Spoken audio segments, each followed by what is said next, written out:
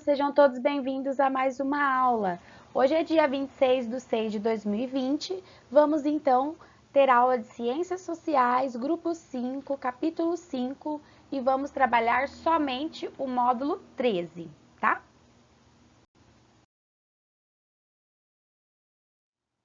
Aqui nós temos então no capítulo 5, Estado e Economia. Vamos então falar um pouquinho sobre alguns temas, tá?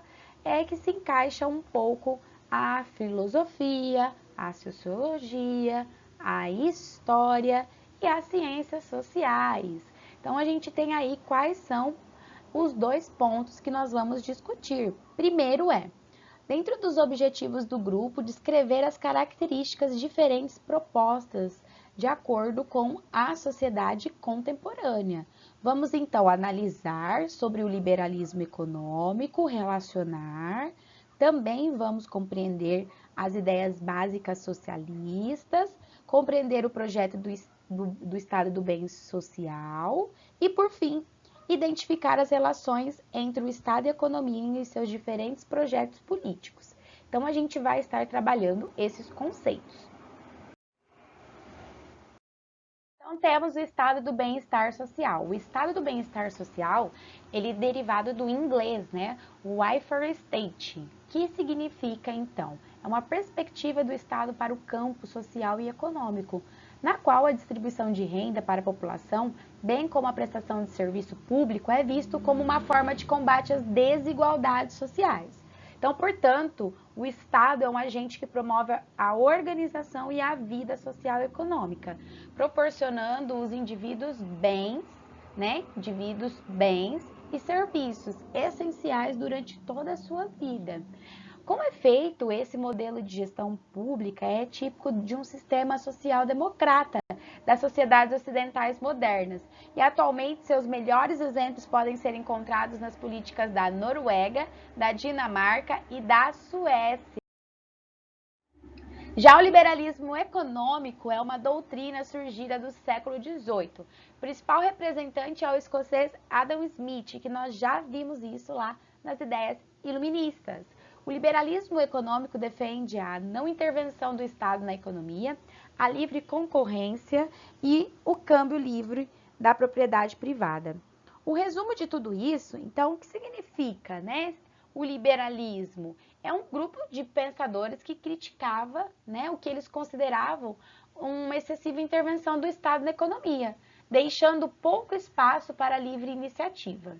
Os liberais rebatiam as ideias mercantilistas e dos fisiocratas que defendiam o controle do Estado na economia através de monopólios altos e proteção aos grêmios de profissões. Assim, o liberalismo econômico se caracteriza pela não intervenção do Estado na economia, a defesa da propriedade privada e a livre concorrência. O laissez-faire e laissez-passer, que significa deixar fazer, deixar passar. Bom, os princípios, né, dos caras aí dentro do liberalismo, que defende a liberdade econômica para os liberais, os indivíduos é o agente econômico. Por esse motivo, o Estado não deve interferir nas atividades econômicas, ou seja, o lucro deve ser de quem produz, né? Deve ser de quem manda, de quem administra. Se há algum desajuste, o próprio mercado corrigirá naturalmente, ou seja, autorregulador. A outra ideologia é o socialismo, que é um sistema político econômico baseado na igualdade. Por isso, ele propõe a distribuição igualitária de renda, extinção da propriedade privada, a socialização dos meios de produção na economia. Pode ser também a tomada do poder em parte do proletariado, como está representado na imagem para vocês, que esse proletariado é o conjunto de trabalhadores.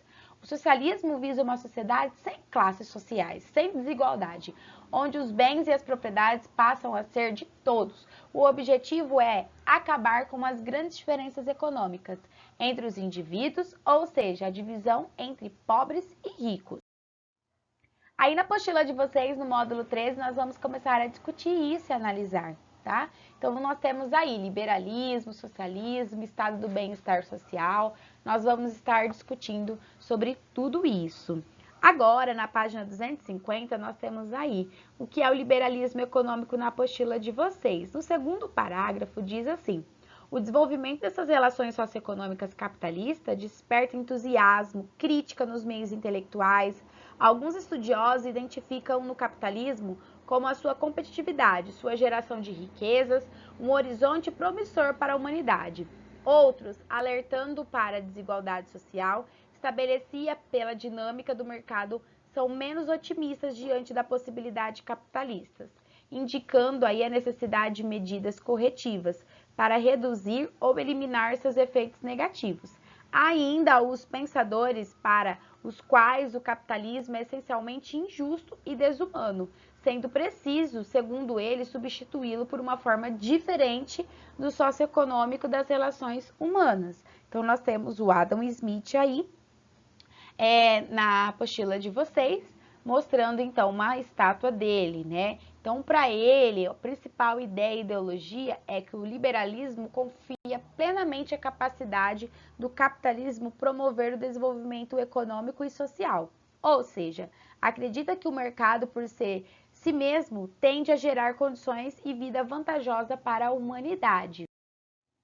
Aí na outra página nós temos, né? Então, uma outra imagem que o liberalismo econômico afirma que no mercado atitudes egoístas convertem-se em vantagens econômicas e sociais para todos. Então, aí essa concorrência do mercado também é justificável dentro dessa ideia, tá?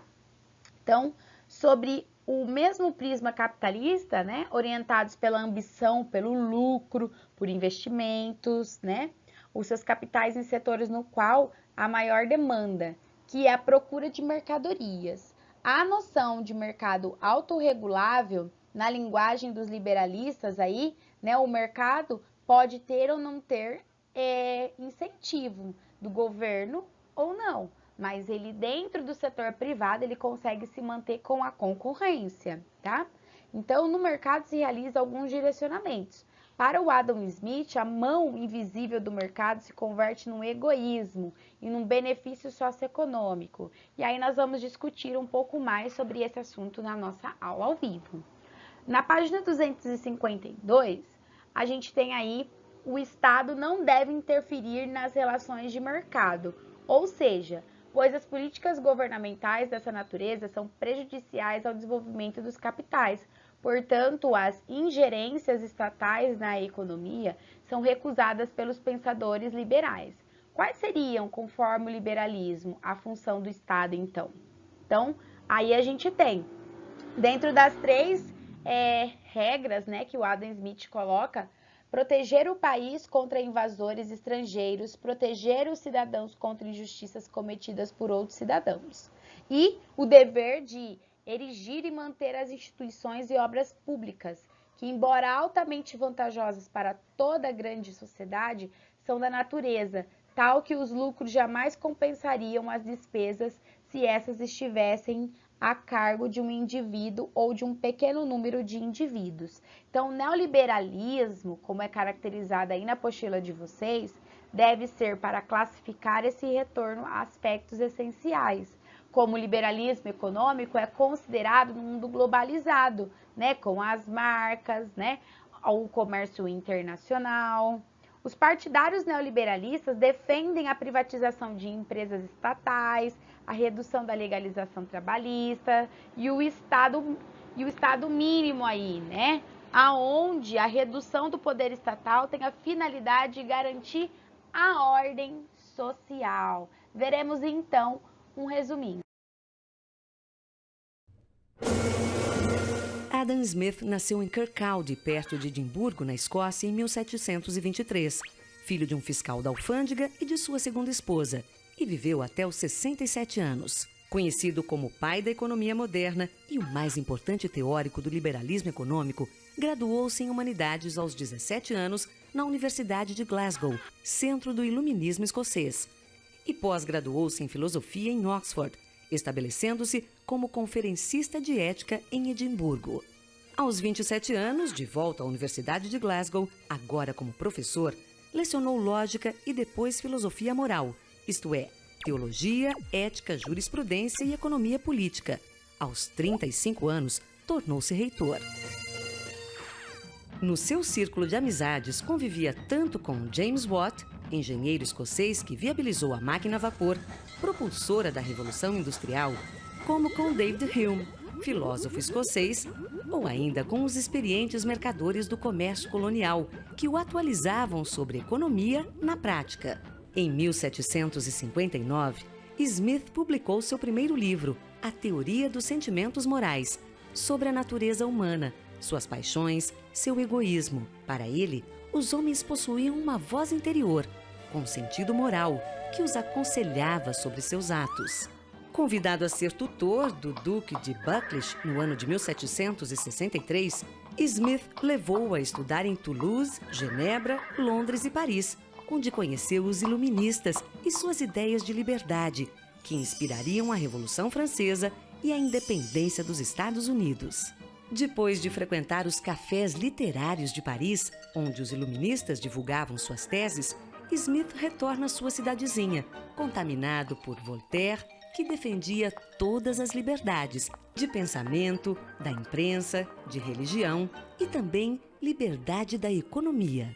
Por quase 10 anos, Smith investigou as causas e a natureza da riqueza dos países, origem do seu livro A Riqueza das Nações, que acabou publicado em 1776. Sua obra cumpriu o papel ideológico de respaldar o combate aos privilégios e restrições, que caracterizavam as políticas mercantilistas da monarquia de então. Enquanto os mercantilistas diziam que a riqueza de uma nação é o quanto de dinheiro ela possui, Smith retrucava que a verdadeira riqueza de uma nação vem do trabalho e do fluxo de mercadorias e serviços que ele produz. Smith dizia mais, que a capacidade nacional de produzir se baseia em duas coisas. Uma, na divisão do trabalho em muitas pequenas tarefas feitas por especialistas, e duas, na acumulação do capital. Smith afirmava também que a riqueza não vinha só da herança, como pensavam os aristocratas, mas que podia ser produzida e não apenas pela agricultura, como acreditavam os proprietários rurais, porém por uma nova atividade, a recente indústria. Smith causou frisson com a sua tese de que o bom coração ou a simpatia do ser humano pelo bem-estar dos outros não eram assim tão altruístas.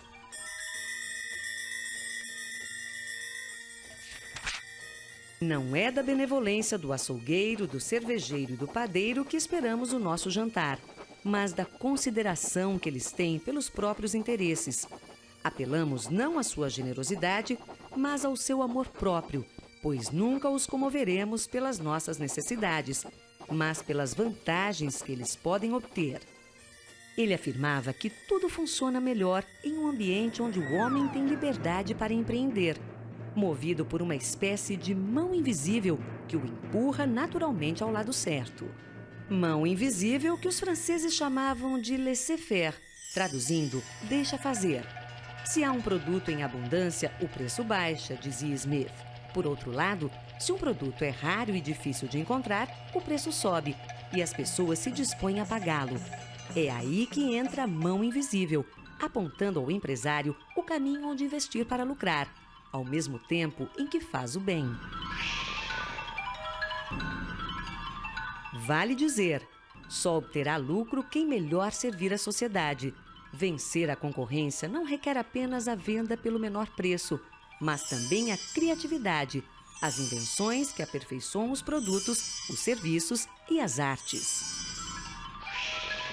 Smith defendia a livre competição e a não interferência do Estado no mundo dos negócios. Ao Estado, ele dizia, cabe manter a ordem, proteger o patrimônio, construir obras de infraestrutura e cuidar da educação. Todo indivíduo está continuamente se esforçando para achar o emprego mais vantajoso para o capital que possa comandar. É sua própria vantagem, de fato, e não a da sociedade, que ele tem em vista. Mas o estudo de sua própria vantagem, naturalmente, ou melhor, necessariamente, leva-o a preferir aquele emprego que é mais vantajoso para a sociedade. Ao longo do século XX, o pensamento econômico teve duas correntes principais. O economista americano e prêmio Nobel Milton Friedman que se posicionou a favor do laissez-faire e do livre mercado, e o economista britânico John Keynes, que defendeu o fim do laissez-faire e a intervenção do Estado na economia. Para Keynes, o altruísmo social através do Estado poderia se unir com os instintos do ganho individual da livre iniciativa, aperfeiçoando assim o capitalismo. Em março de 2007, Adam Smith saiu das prateleiras das bibliotecas e ganhou as ruas da Grã-Bretanha estampado nas cédulas de 20 libras. Como se vê, continua atual.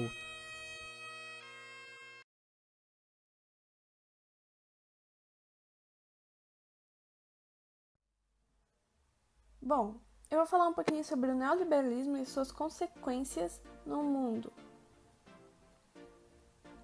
Primeiramente, o que é o neoliberalismo?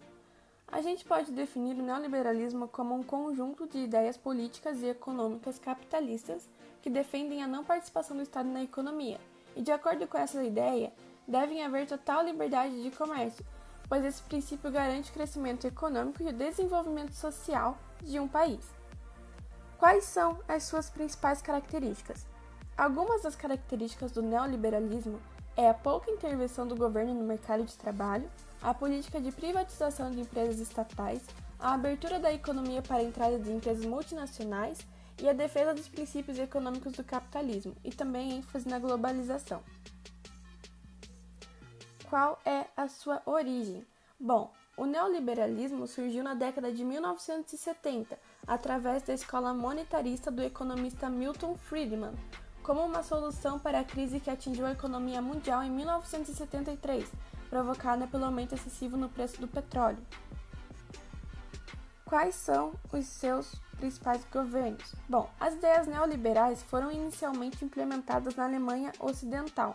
O Chile foi um dos primeiros países do mundo a adotar o neoliberalismo, e no Brasil nós obtivemos o neoliberalismo com o Fernando Collor e o Fernando Henrique Cardoso, e também houve o neoliberalismo no Reino Unido.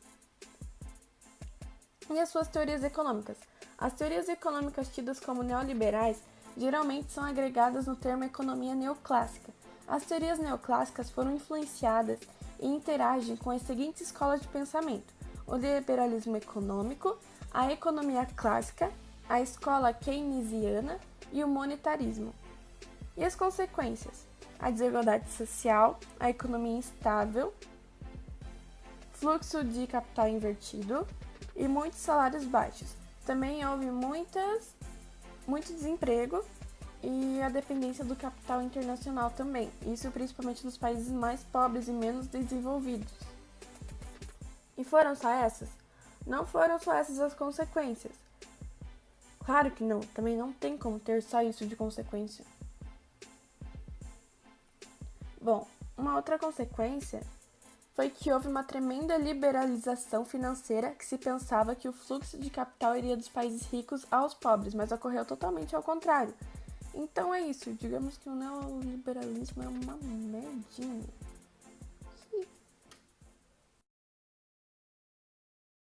Então, na sugestão do material, vocês têm aí para ir além. O Estado e governo. Estado e governo são noções muito próximas, porém diferentes. O Estado é o conjunto das instituições que definem as normas políticas em uma sociedade, inclusive os limites da atuação governamental. São instituições estatais, por exemplo, parlamentos, ministérios e as forças armadas. O governo, por sua vez, é composto por um grupo de pessoas com autoridade temporal para elaborar e aplicar as suas decisões políticas. Na aula ao vivo, então, vamos fazer a roda de conversa, vamos discutir sobre todos esses temas. E aí, então, nós realizaremos as discussões, os exercícios desse módulo. Então, deixem que a gente vai fazer a discussão na aula ao vivo, tá? Aguardo vocês e até lá!